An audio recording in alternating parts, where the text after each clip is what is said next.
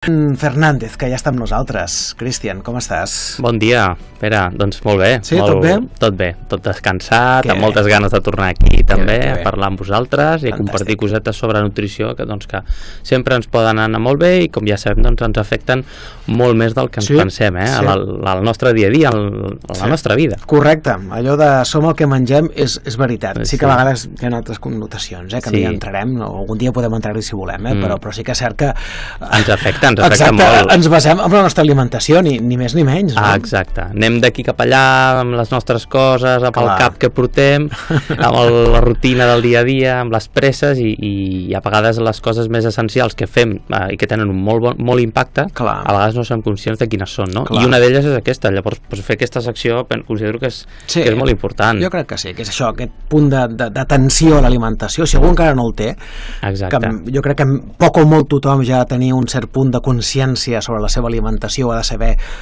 més o menys on està, no? Almenys algunes coses bàsiques que potser no ens han explicat i doncs això, les bàsiques són importants o a recordar-les també, no? Tot i que les sapiguem. Recordar-les perquè és una cosa que a vegades anem a poc fent uns hàbits que són una miqueta pitjors, anem empitjorant i ens en donem compte i ja estic a l'altre cantó, no? Ja m'he passat. Doncs vinga, va, recorda i torna una mica a centrar-te, no? Sempre és bo, sempre és bo.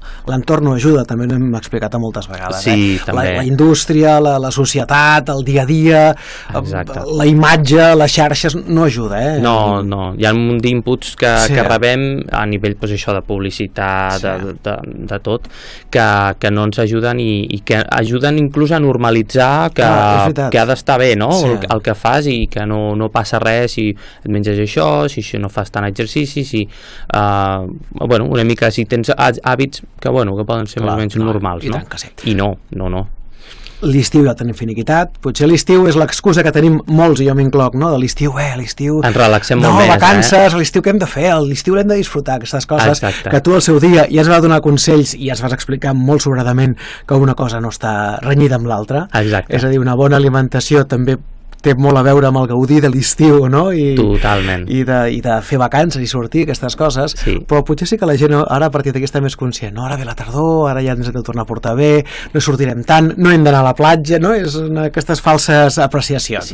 Sí, ara tornem a la rutina, que potser ja estem immersos durant aquest setembre que ha passat i ara doncs també és moment de continuar, no? I de no deixar-nos emportar per mals hàbits que puguem haver agafat aquest estiu i arrossegar-los, sinó doncs de tornar ja a posar-nos i a fer bondat, no? També. Està bondat però per nosaltres, no com una obligació. El problema és que a vegades ho prenem com una rinya, com una obligació, és a dir, incorpora petits hàbits a poc, que siguin graduals i que sense que tu et donis compte després ja els tinguis interioritzats. És millor fer-ho d'aquesta forma que fer-ho d'una forma impulsiva, dir, vinga, doncs canvio tot el meu context i m'hi poso i faig tota la bondat possible. I si t'és difícil, potser ho aguantaràs 1 o 2 setmanes, no? I tornaràs als antics. I tornaràs als antics amb més ganes, encara. I suposo que a vegades n'hem parlat, de fer-ho per tu mateix, és a dir, perquè tu vols trobar-te millor, perquè vols tenir una bona alimentació, perquè vols, és a dir, una molt millor salut, és a dir, intentem mai deixar-nos portar per això, per aquestes figures externes, de que per veure'ns guapo pels demés, hem d'anar amb compte, amb això també. Normalment el canvi succeeix dintre, quan tu ja el tens integrat o ja saps, dius, ostres, tinc la determinació de que vull fer un canvi, no? És algo que ho necessito i em ve des de dins, doncs llavors aquest canvi serà molt més real, no? I si has de fer algun esforç el faràs, però amb aquest sentit i per tu mateix. Sí, totalment d'acord. Crec que ja hem de començar també a fugir una mica de la valoració i els comentaris dels cossos de les altres persones. Exacte. Estàs prim, estàs gras, el que sigui. Sí, és que no ens podem valorar ni comparar, cadascú té el seu punt, està amb la seva edat, està amb el seu metabolisme, sistema hormonal, hi ha un munt de coses, un munt de factors també, patologies o no, intoleràncies o no, al·lèrgies o no, tot això també fa que després, com jo treballo a les consultes, que tot el que faig sempre és personalitzat, orientat a la persona per ajudar-li en aquell punt a que li faci efecte i que vagi integrant aquests hàbits de la millor manera, no? I a vegades començo per un lloc i per l'altre començo per l'altre totalment oposat, no? De què dependrà? D'això, de cada punt i de cada persona, i que ha d'estar totalment personalitzat a cada moment, orientat. I per això la importància de professionals, tornem altra vegada a les xarxes, a internet, que podem trobar remeis a milions i receptes i dietes a milions. Sí, n'hi ha moltes, però al final, i també inclús el que està passant ara, sempre ha passat, no? Però ara passa molt perquè molta gent s'està posant a les xarxes socials o inclús nutricionistes, o gent que no és nutricionista però et fan creure que és nutricionista, també, que aquí sembla que tothom pot parlar de nutrició i és com el savi. Tothom s'atreveix, sí, però potser fer una operació a cor obert, aquí ja potser no s'atrevirien tant, no? Doncs clar, al final també estem jugant amb la salut, potser impacta d'una altra manera, però també és important. I sempre, com comento, mai, o sigui, no és només la nutrició que treballem a nivell de pujar pes o baixar pes per un tema estètic, sinó també hi ha moltes patologies que algun dia també podem utilitzar un programa, no? Doncs parlant sobre les patologies que podem tractar, que són moltes, són moltes més de les que ens pensem, un nutricionista es pot ajudar molt, perquè com diem que la nutrició és molt important. I al final és això, que sembla que amb aquesta exposició que molts professionals i no professionals també diuen a les xarxes socials, es crea com una confusió, no? La persona que veu una publicació i diu doncs que el pa és molt dolent i l'altre diu que el pa és molt bo, no? O que, bueno, ja al final et diuen coses tan controvertides i tan diferents i tan oposades que al final ja no saps ni què fer, no? I això encara et confon més, o pots arribar a pensar que no tenen gaire credibilitat, no? Perquè dius, ostres, si un em diu una cosa i l'altre, en què quedem, no? Llavors, clar, és que és molt més ampli del que ens pensem, que jo també a vegades ho admito, no? Ho admeteixo, perquè jo també m'implico a vegades amb les xarxes socials, he de donar algunes recomanacions, però fixa't tu, et poso un exemple que jo tinc real a consulta, no? Em poden vindre 2 persones per perdre pes, per exemple, l'objectiu és el mateix, però la situació personal i de context és totalment diferent de cadascuna. Jo rebo la primera persona i li estic dient unes recomanacions per perdre pes, per aquest objectiu. I al cap de 15-20 minuts entra l'altra persona a la següent consulta, ha de tindre el mateix objectiu i li estic dient totalment el contrari a l'altra persona. Per exemple, li estic dient que sí, que mengi pa, que no faci gaire exercici físic, per exemple, perquè potser té una patologia, saps? Vull dir que hi ha coses que poden ser totalment diferents o quasi oposades, tot i que tinguis el mateix objectiu. Val? Llavors això d'escoltar les xarxes, és que em diuen que per exemple, no? Per perdre pes és que és important menjar hidrats, i l'altre diu no, que els hem d'obviar perquè és totalment fatal, no? No podem menjar carbohidrats perquè si no ens engreixaran. Clar, és que dependrà, per exemple, en aquest cas, de l'activitat física que estiguis fent, per exemple, del teu metabolisme, de quina flexibilitat metabòlica tinguis. Això és un munt de conceptes que no els heu de saber, no? Les persones que potser ens estiguin escoltant, però sí tindrà aquest criteri, una ment una mica oberta, de dir, si jo escolto una recomanació, no és aquesta la recomanació que he de fer cas. És una recomanació d'un expert o d'un professional que està dient això, no? Però a nivell general, no? Perquè hem d'entendre també una cosa, les persones també haurien de saber que hi ha una piràmide d'avaluació científica, no? Per exemple, de dir si un resultat que ha sortit o això, per exemple, els carbohidrats engreixen o no engreixen, l'ayuno intermitente, no? Sí, ara se n'ha parlat, no fa gaire, va haver un article publicat, no sé on, que deia com a màxim el dejú ha de ser de 12 hores, 12-14 hores com a màxim. Ui, això, el pròxim dia parlem del dejú intermitent. És el que vaig sentir, ja ho buscaré, diu, teòricament un estudi científic real.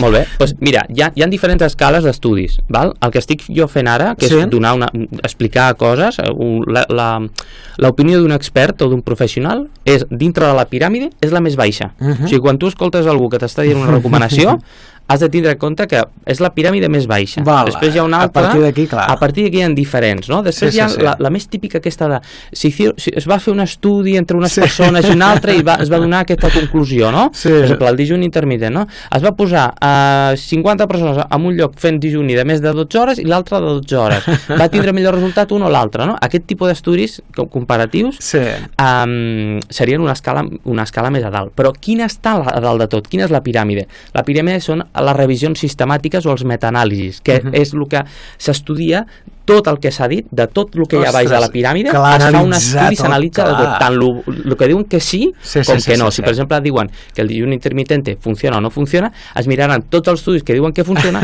tots els que no, totes les opinions dels experts, es recopilarà tot el que hi ha baix i es traurà unes conclusions. Ja t'avanço que el dijunt intermitent té ara entre 10 i 15 revisions d'aquestes sistemàtiques que apoyen que sí que és beneficiós fer dijunt intermitent. I en aquest estudi concretament deia que el dejuni s'ha de fer coincidint amb la nit. Clar, sí. És a dir, el que plantejaven era fer un horari europeu, que és sopar el més aviat possible, anar-te'n a dormir a una hora prudent i llevar-te, què passa? Que si sopes aviat i ja no menges fins l'endemà a l'esmorzar, per força has fet un dejuni de 12 hores. Només que sopis a les 8 i després et llevis i a les 8 del matí, amb això, bueno, és que això seria pràcticament ni dejuni. Sí, és un dejuni, però seria el més saludable.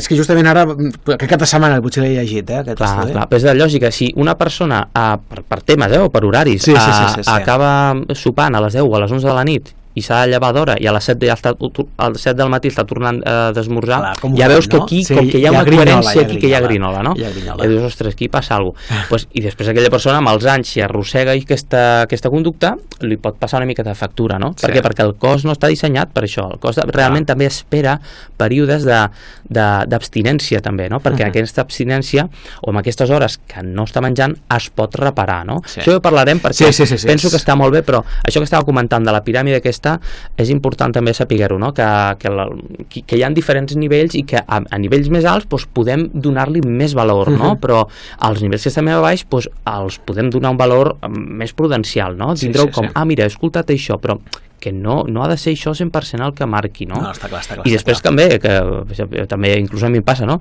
Que jo dono una recomanació a algun pacient i llavors diu, ostres, mira, saps què? Aquesta m'ha anat molt bé. I a vegades em diu, ostres, però això no m'ha acabat d'anar bé, no m'ha sentat bé. Doncs no passa res, ho canviem, no? Ho canviem, donem una altra proposta. És que també cada persona és molt particular, també. Llavors és això. La nutrició, que penso que la clau està en fer una nutrició personalitzada en cada cas, com hem dit, perquè inclús el que a tu et sentava bé, per exemple, el tema d'aprimament, no? Potser tu als 20 anys t'aprimava fer una miqueta de bondat i ara amb els 40 ja no hi ha manera que t'aprimis, no? Amb aquella mateixa dieta i amb 50 encara menys, no? Llavors, clar, és que què ha passat? Ets la mateixa persona? Home, no, has anat variant moltes coses, però també externes però també internes, no? El teu metabolisme, el teu sistema hormonal, aquestes coses són les que després també fan que vagis evolucionant i que et pugui, en aquest cas, amb el pèrdua de pes, per exemple, et pugui costar més o menys, no? Llavors és això que hem de, tindre-ho en compte. Està clar, i això partia de la base del que dèiem, aquesta reflexió de sempre anar a professionals, la consulta directament a professionals, les xarxes és com tot, hi ha coses bones i coses dolentes, però també hem de saber fer una bona criba de la informació que ens arriba a través de xarxes, i com deia el Cristian, sempre que sigui una informació veraç, verificada, i si és per professionals del mitjà, del sector, millor que millor. Exacte, per això recomanem professionals com tu, Cristian. És el mateix que si molts metges es posessin a donar recomanacions, no? Imagina't. Tu ja sabries que igualment has d'anar a un metge, no? Per veure què et passa a tu, no? Sí. Perquè ja més sabem amb les coses mèdiques, no? Que et poses a mirar, em fa una miqueta de mal, no sé, el braç, i ja pot sortir aquí que pots tindre de tot, no? Sí, mai ho has de fer-ho, això. El mateix, però realment és el mateix amb la nutrició. Sí, ens atrevim a fer-ho. Tu estàs mirant, a veure com m'aprimo. Bueno, és que si estàs amb obesitat i estàs amb una malaltia, i has de veure què faràs, no? Llavors has d'anar-hi, no? Has de veure. Llavors és això. O el pitjor a vegades és, no? Hosti, he sentit a parlar, he sentit que un influencer deia que la dieta del batido va muy bien, i llavors tu fas això automàticament, vas al batido i et surten totes aquelles barbaritats a través d'internet, que és aquest autodiagnòstic que ara deia. Exacte, que les proves i et poden anar bé, el pitjor dels casos és que et pugui anar bé, val? I puguis estar content, però després no et donis compte que, per exemple, en compte de perdre pes, greix, has perdut massa muscular o inclús has arribat a desmineralitzar l'os, que això és irreparable. Llavors, clar, poden tindre unes conseqüències que a vegades la gent no és conscient del que fa a vegades. Bé.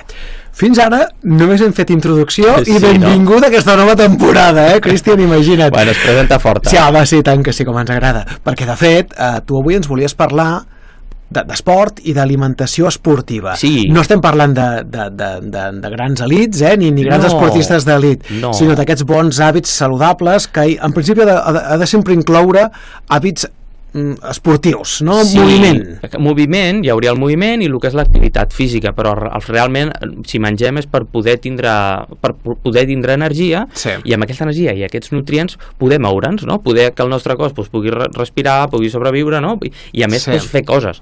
Clar, aquestes coses les podrem fer millor o pitjor en funció de també el que mengem, de quina energia estem rebent també, no?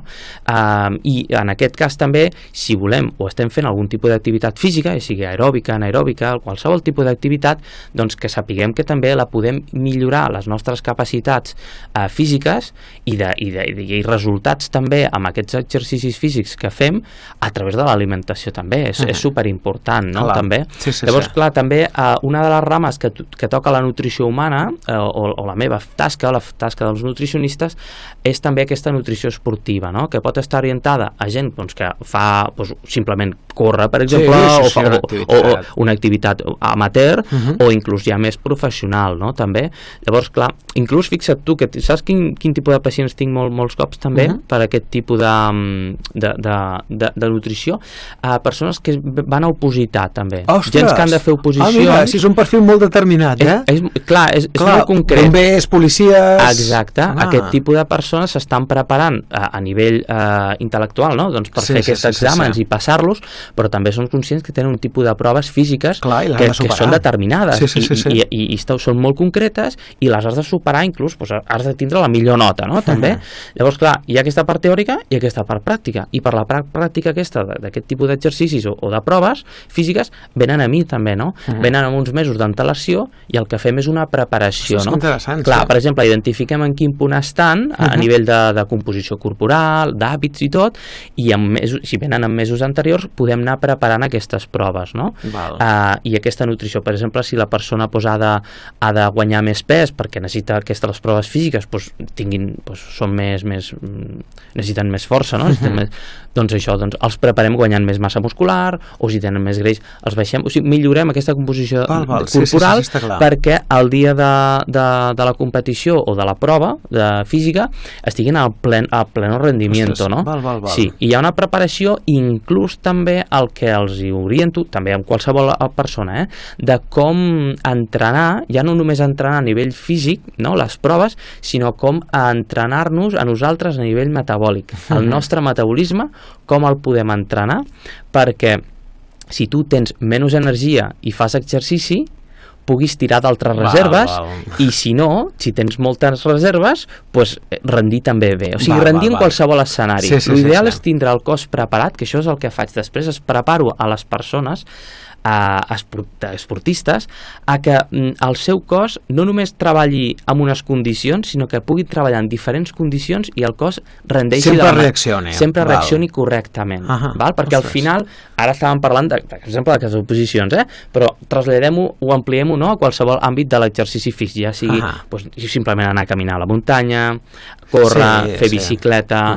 anar a jugar a futbol amb els amics, no sé, o anar al gimnàs, qualsevol activitat, no? Al final hem d'entendre que tenim un cos que rep energia, no? Mengem i rebem energia, però molts cops també hem de pensar que hem de rebre suficients nutrients. Molta energia carregat de pocs nutrients no ens aportarà pràcticament res, tindrem un pitjor rendiment.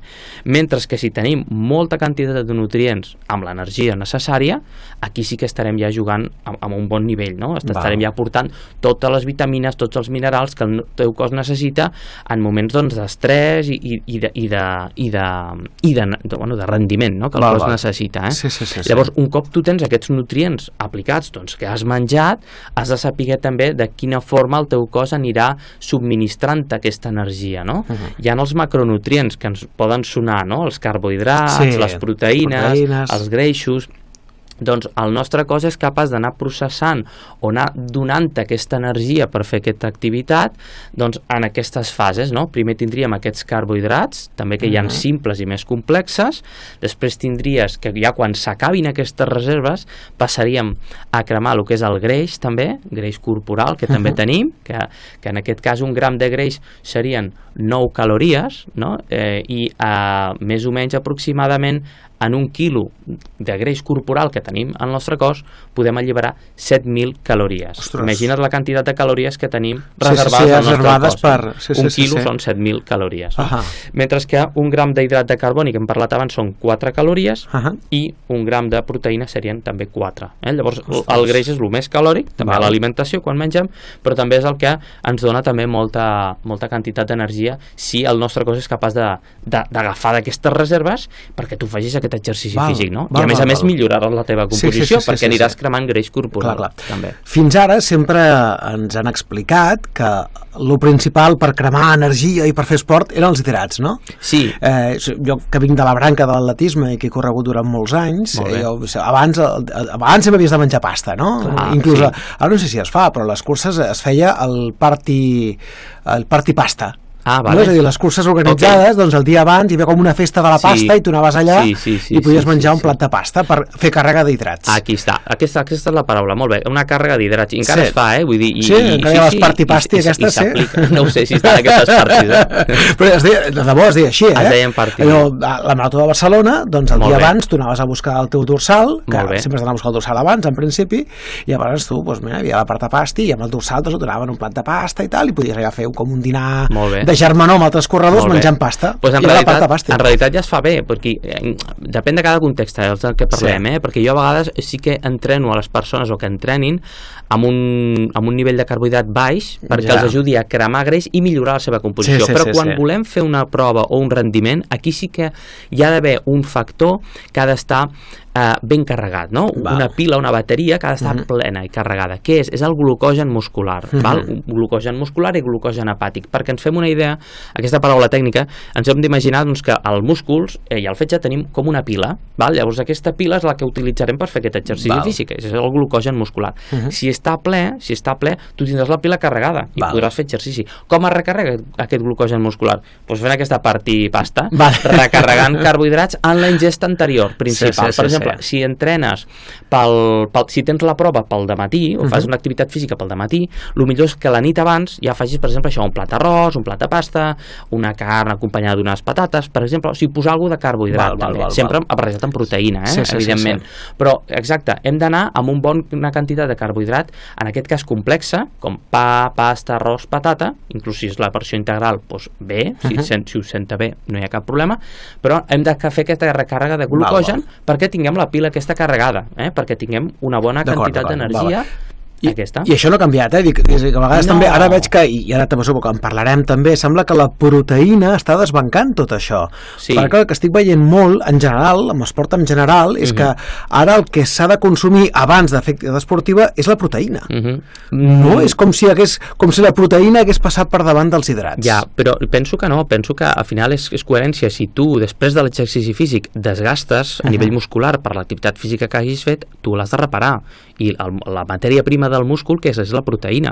Llavors és més aviat, hem de tindre en compte que la proteïna ha d'estar després, no? Després, haver trencat aquestes fibres musculars i tot, el teu cos necessita una reparació de teixits i de múscul. Llavors, el que necessita és la proteïna, també. També hi ha d'estar abans, A mi sempre m'agrada incloure proteïna en totes les ingestes, però no allò de dir, en la ingesta abans recarreguem només amb proteïna. Penso que si hem de fer una bona activitat i vols rendir, no, has d'agafar el nutrient que principalment cremaràs també i que et donarà més energia i més suport, sobretot la primera hora, no? Després, si ja és un exercici físic més allargat, que supera l'hora, o així, potser aquí sí que necessitaràs suplementació, però també potser el teu cos ja entrarà a cremar aquest greix, ja, també. Llavors, al final hi ha 3 fases. Primer, el teu cos anirà cremant hidrat de carboni. Quan ja no tingui o no li donis, començarà a cremar greix corporal, també. I si ja és molt llarg, per exemple, maratons que duren 12 hores i la persona no s'està menjant res, clar, després ja passes a cremar proteïna, a degradar múscul, però clar, el teu cos... No hem d'arribar aquí, No, el teu cos és l'últim que busques això. Necessita que ell vol la supervivència. Per sobreviure, sap que el més important que tens, en aquest cas, és els teus ossos i el teu múscul. Llavors, ell no voldrà mai catabolitzar, trencar i cremar aquests músculs que tu tens. Llavors, per això davant va primer l'hidrat i el greix. Llavors, amb això és suficient. I el que comentàvem, o per exemple ara diem, és que si l'activitat física que tu estiguis fent normalment supera més d'una hora, aquí ens hauríem de començar a suplementar ja, a ingerir algú d'aliment, que en aquest cas depèn de cada activitat física. Doncs pot ser, per exemple, els típics corredors que corren, clar, mentre estan corrents no els hi va bé menjar alguna cosa sòlida, doncs potser aquí han de prendre alguns gels, algunes barretes, els atovallaments i aquest tipus de coses. Exacte. Si ja és en bicicleta o és un tipus d'altra activitat física, doncs aquí sí que poden menjar, per exemple, un plàtan, un grapat de fruits secs o de fruita dessecada. Aquest tipus d'energia que també és carbohidrat, però és més simple i ajudarà a recuperar aquests nivells d'energia més ràpid. I això sempre que superi l'hora d'activitat física és recomanable. I si no supera l'hora d'activitat física, simplement en principi amb hidratació és suficient. Bevent aigua a demanda, això sí hi ha demanda, és suficient. Que també amb el tema d'hidratació és un tema important a la nutrició esportiva, però el que s'ha arribat en els últims anys, perquè sempre es debatia molt, inclús amb els esportistes d'èlit, no? També, ostres, quina és la hidratació adequada abans, durant, després i tot això, i al final es va arribar al context de dir, o la conclusió de dir que quan el professional o quan l'atleta tingui set, en aquell moment és el moment ideal per beure aigua, no? Potser està un pèl deshidratat, però és millor aquest moment que anar-lo hidratant massa o que estigui tan... Llavors, al final, el cos té un mecanisme de sacietat, també amb l'alimentació, també es regula amb el tema de la hidratació, i és totalment molt savi. A no ser que estiguis desregulades aquestes coses que s'han de regular després, però si no, normalment amb això és suficient, no? Llavors, el que comentem, si no supera l'hora, amb hidratació suficient, i si supera l'hora, depèn de l'activitat física, doncs ja hem de recarregar i fer alguna recàrrega, no? Però també, i el que comentàvem, a fer aquesta recàrrega d'hidrat de carboni continua tenint sentit, evidentment, és que hi tindrà sentit més endavant, perquè és que al final hi ha coses que no es poden canviar, molt bàsiques, però no es poden canviar, i són les que hauríem de conèixer. I és que el nostre cos té una certa biologia, funciona de manera determinada des de milers d'anys també, i és que continua funcionant amb aquesta manera, no? Llavors, coses com que si jo necessito energia he de tindre la pila carregada. La carreguem amb proteïna? No. La recarreguem amb greix? No. La recarreguem amb hidrats, amb aquest glucogen que hem comentat. Clar. Però ho has vist, Cristian, que el boom que està patint la proteïna avui en dia des de fa ja un temps, no? Que és a dir, ara tot sembla que ha de ser proteic. Sí, bueno, hi ha una indústria aquí. Sí, no, per això dic, suposo que hem d'anar molt cap aquí, però veiem el supermercat carregat de productes proteics. I jo he vist, no, existeix actualment, i en aquestes grans superfícies, pa proteic. Sí, fa uns anys que també hi ha pan proteico, és com molt incoherent, iogurt proteico, gelatina proteica, les natilles proteiques, mousse de chocolate proteico. Llavors, et posen l'adjectiu proteico i a mi la gent a vegades em diu, oye, ¿me puedo comer una natilla proteica? Dic, home, és proteica, però la base què és? La base és una natilla. Ja parteix un animal que és totalment incoherent, ja no és saludable, no? Llavors dic, no, evidentment que no. Un iogurt, bueno, potser sí, no? Però és que al final depèn de cada persona. Clar, al final estem posant proteïna a molts aliments, com passava abans, que es posaven, no sé, vitamines i minerals a totes les coses, no? L'omega no sé què, l'omega 3 també es posava a tot arreu, i ara sembla que està de moda posar proteïna a coses com el pa, no? Llavors, home, és de dir, tu ja saps on estan les proteïnes, carn, peix, ous, llegums i derivats de les llegums. Amb això és la proteïna que el teu cos, inclús ancestralment, és que porta molts anys i moltes dècades i milers d'anys menjant aquest tipus d'aliments, menja aquest tipus d'aliments que el teu cos ho rebrà molt millor, ho processarà millor. I llavors els altres, l'hidrat, l'agafes només hidrat, o sigui, separar bé les coses penso que és important. O conèixer-les almenys. O conèixer-les. Tot i així, a vegades jo treballo amb persones que han de perdre pes i coses així, que és veritat que necessiten un requeriment de proteïna a vegades millor per generar més sacietat i perquè quan la pèrdua de pes ajudi a que no perdis múscul, que perdis greix corporal, ens poden servir de recursos, no? De dir, mira, pren-te un iogurt, però pren-te el proteic, ja veuràs que és, per exemple, més dens, que et deixarà més saciat, això t'ajudarà, per exemple, a arribar a l'hora de dinar o a l'hora de sopar sense molta gana, no? Com aquest tipus de recursos pot estar bé de forma puntual, però potser és un iogurt, prendre un iogurt natural, però el iogurt natural t'estic dient, que quan vas al súper et costa trobar-lo. Jo a vegades m'he equivocat inclús. Sí, que agafes l'ensucrat o alguna cosa d'aquesta. Aquí està, m'agafa una ràbia perquè dic, ostres, com pot ser, no? Perquè un iogurt natural hauria de ser un iogurt natural, però et venen milers de coses, a part dels proteics, els ensucrats, amb fruites, els bífidus, els no sé quantos, no? I al final dic, per molts bífidus i coses d'aquestes que puguin portar per la teva flora bacteriana, el que millor té i millor regula és el iogurt natural, no? Per exemple, que és el que jo també molts cops treballo per repoblar la flora intestinal, la microbiota, en persones que tinguin problemes d'intoleràncies i coses d'aquestes. Sembla que, com va passar ja fa uns anys amb els light, no? Que tot el que vèiem, clar, la indústria és molt llesta i tot el que etiquetava com a light ja consideràvem que era alguna cosa saludable, ara veig que està passant exactament el mateix amb la proteïna, no? Exacte. Allò que veiem que és proteic o que té això és proteïna, ja ens creiem que és saludable. Clar, és un gran engany, això. Però és el que deia, és el que comentàvem al principi, ho normalitzes, no? Veus normal que tot ha de portar proteïna. Home, clar, ha de portar tot proteïna, no? I si no porta ja quasi t'has d'estranyar que no ho porti. I el del light també va passar quan hi havia aquesta fòbia als 90 de l'inici de dir, ostres, les grasses engorden i causen problemes colesterol i tot això. Llavors era com todo light, no? I todo light, si també menges todo light, al final estàs menjant menys quantitat de greixos que són saludables, que són bons pel teu cos, i a més tampoc et deixen saciats. Llavors acabes menjant altre tipus d'aliments que si no fas una bona elecció acabes, per exemple, no sé, prenent galetes o magdalenes, no?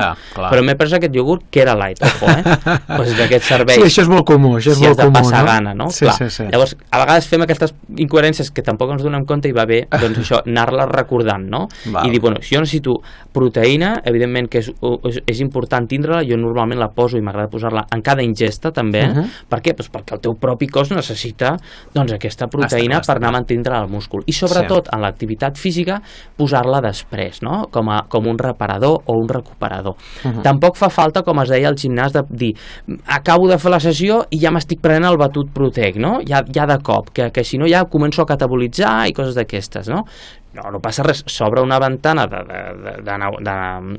d'ingesta que pot durar unes hores, pots estar 1 o 2 horetes per esperar a prendre aquesta proteïna.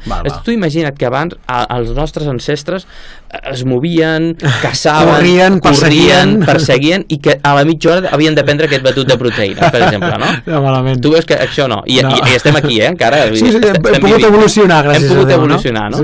Llavors, clar, que a vegades no ens hem de preocupar tant d'aquestes coses tan petites, sinó de lo general, no? On estan les vitamines, els minerals, els fitoquímics, els antioxidants?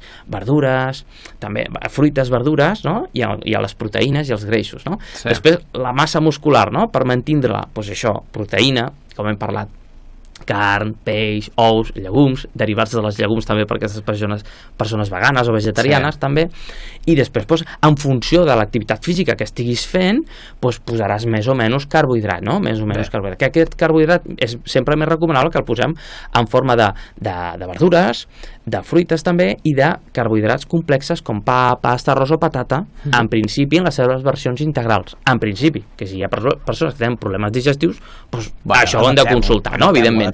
Però al final és aquesta la base, i en funció d'això doncs veure en quin punt també estàs, perquè si has de perdre pes potser has de reduir la ingesta d'hidrat de carboni, no?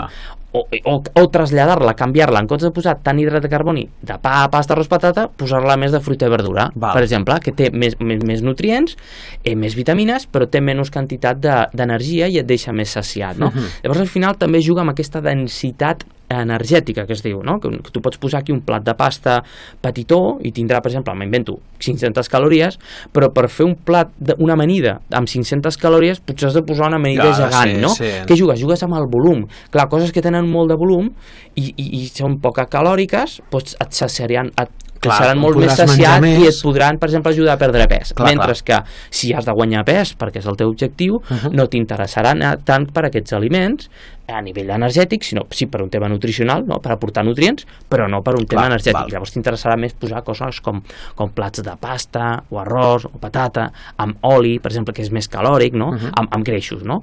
Llavors, clar, és que és això, hem de jugar. No hi ha una cosa que sigui ni bona ni dolenta. A vegades també, a mi, a vegades, segons qui m'escolti amb segons quin programa poden dir, este es muy partidario de hacer dieta cetogénica, dieta keto, nada de carbohidrat, no? Nada de carbohidrato, i ja està, i etiquetar-me amb això, quan per exemple a consulta estic donant plats de pasta me'n salva, no? Està clar. Vull dir, al final no m'etiqueto amb res, però sé que certes coses tenen un bon benefici en segons quins moments. I cada persona necessita doncs un tipus d'alimentació diferent i variada, això ha de quedar molt clar. Sí, i això és el que crec que ha de quedar clar quan m'escoltin a mi o quan escoltin a qualsevol professional en aquest cas, doncs que si estem donant una recomanació, potser l'estem donant en aquell moment per una cosa molt concreta, no? Per una patologia o per una persona que estigui fent esport o no. Llavors, tot això influirà en a quina recomanació li estigui dient. Dir una cosa, que el carbohidrat és la seva base, i per l'altra li dic que el carbohidrat durant aquests mesos s'haurà d'oblidar, no? D'uns tipus de carbohidrat, no? Dels altres no. Llavors, clar, és això. És que és molt ampli. Per això sort dels professionals i dels dietistes nutricionistes, és a dir, qualificats, titulats, llicenciats i col·legiats, com és el teu cas, i que donen crèdit a la feina que feu i al que expliqueu. Exacte. Tornant, ja per anar acabant, perdona, al tema d'alimentació esportiva, si el nostre objectiu seria perdre pes pel que fos, clar, hem d'incrementar l'esport i l'activitat i hem de reduir l'hidrat, és a dir, que l'objectiu és anar a buscar el greix acumulat que tu comentaves. Exacte, com hem comentat, ja tenim com a tres substrats que podem anar cremant, no? Que el nostre cos ens donarà si fem exercici. Primer anirà el carbohidrat, després anirà el greix, i si féssim, com hem dit, una activitat molt llarga i molt duradora, molt exhaustiva i sense prendre res, aniria després ja a cremar la proteïna, no? En aquest cas degradar el múscul. Clar, llavors, si volem perdre greix perquè tenim algú de sobrepès i volem millorar la nostra composició corporal, tu el que intentaràs és fer l'exercici físic i fer-lo en un estat o en unes condicions de que tu arribis a cremar greix. Hi ha persones que es maten al gimnàs, per exemple, per veure els abdominals i mai els veuran els abdominals, perquè els abdominals, hi ha una frase que la trasllado o la tradueixo de l'anglès, no?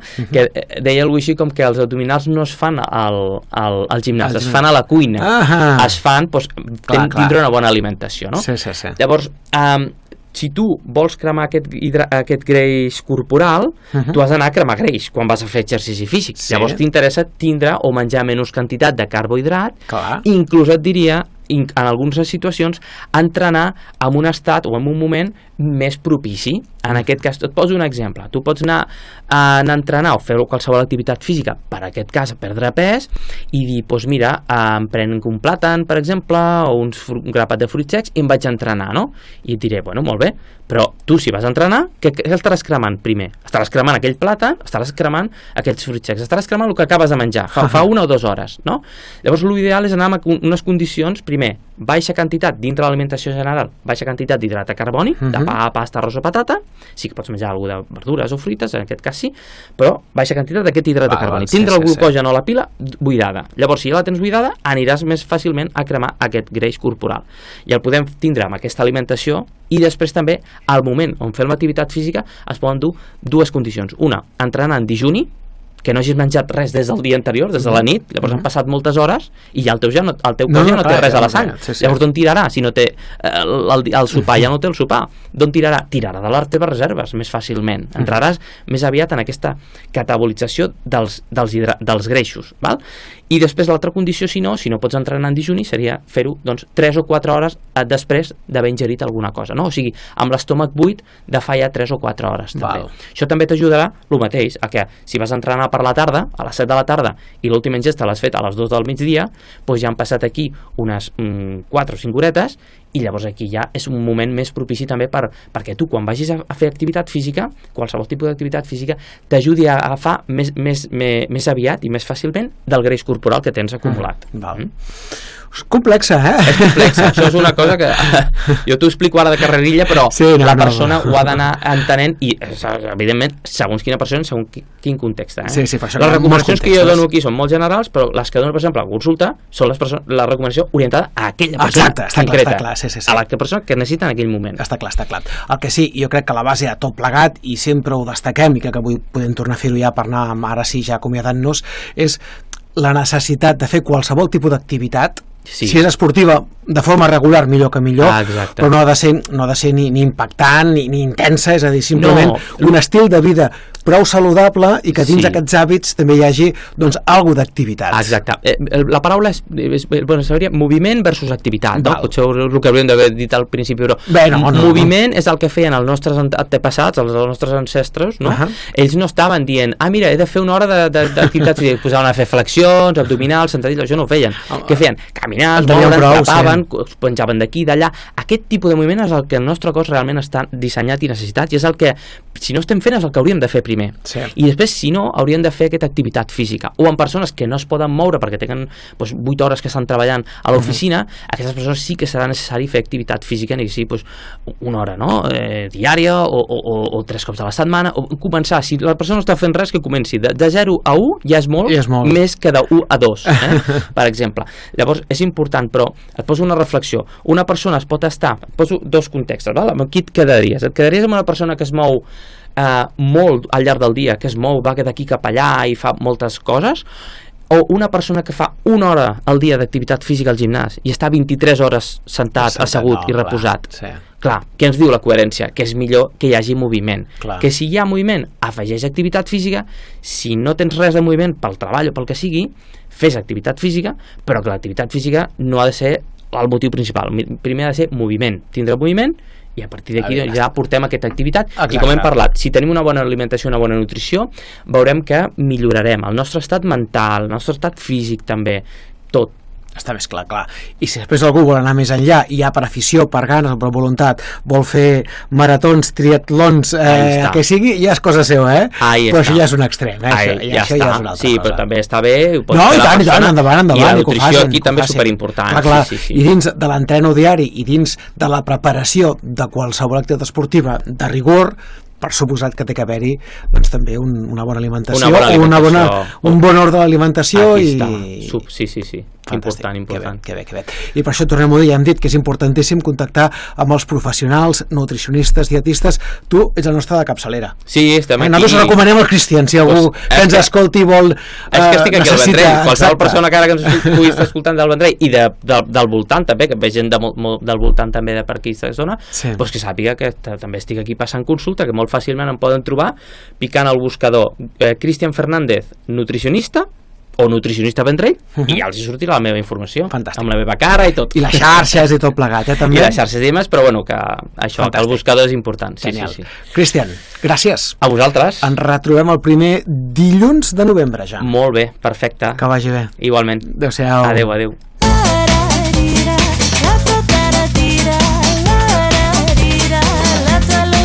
Cada dia de dilluns a divendres fins a les 12 amb Pere Sallent.